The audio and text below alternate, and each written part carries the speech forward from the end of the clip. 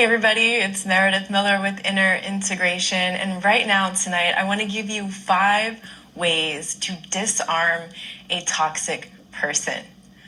Have you ever met a toxic person? Maybe you had some kind of encounter with them in the moment and you got sucked into their agenda. Like whatever it was they were trying to emotionally manipulate you about, you got sucked in, and then maybe afterward you just felt awful. Maybe like you didn't even understand what happened or how it happened, and you were just like, oh, I coulda, woulda, shoulda done all this other stuff, but you just didn't think in the moment what you can do. You didn't know what tools you could use with a toxic person. So chances are you know at least one of these people. Maybe someone in your family, maybe your intimate relationship, maybe someone in your friend circle, someone at work, or just random people that you meet in society.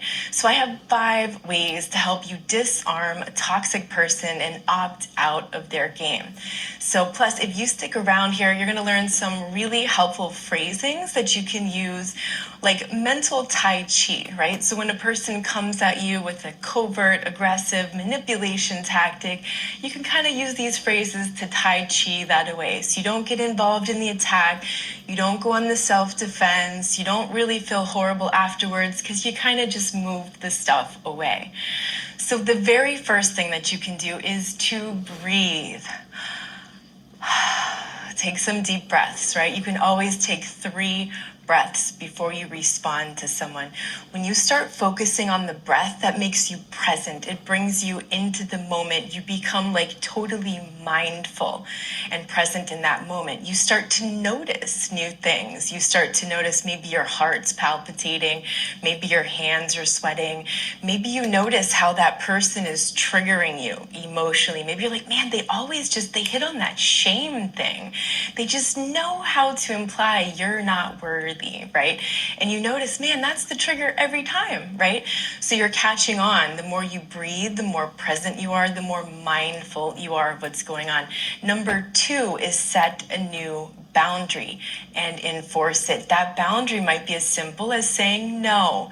Maybe you're at work and the toxic person, maybe it's your boss or another coworker, and they're just trying to get you to take on the extra work. They always want you to take on the extra work, right? So you say, I'm sorry, I have a lot on my plate right now, and I simply don't have the bandwidth for it. We're going to need to delegate that to someone else. You start saying no in some way. Maybe in your intimate relationship, the person's always asking you to do something for them, like always, always, and you never get to pick you first. And so finally that night you stand up and you say, no, I'm not going to watch that series with you. I'm going to go do this thing for me.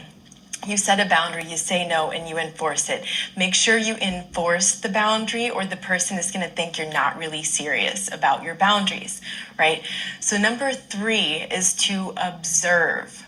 That means watch it like you're watching a movie. Like you're not you and you're not the other person. You've separated yourself from you and this other person.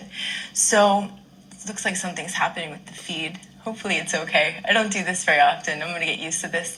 So when you're observing, right, you've now separated yourself. You're watching like a movie. You can see this person. You can depersonalize the abuse. You're not caught in the drama, because when you're caught in the drama, you're going to want to immediately emotionally react to what they're doing. And that's how they win. That's how they get you, is when they get you to emotionally react, right? So you don't want to get upset and angry. You don't want to act really happy and positive either, because either emotional reaction, they're just going to hone in on that and somehow manipulate it. So when you're observing things, it becomes less emotional. You can detach, you can watch the movie, you can see things happening from a different perspective. It gives you more of a delayed response, and it gives you a lot more power in how you respond. So number 4 on this tactic list is to guard your attention like your life depends on it, because it probably does. Where you focus your attention is where you focus all the power of your mind. And that is the greatest tool that the narcissist, the psychopath, the sociopath, the borderline personality will use against you.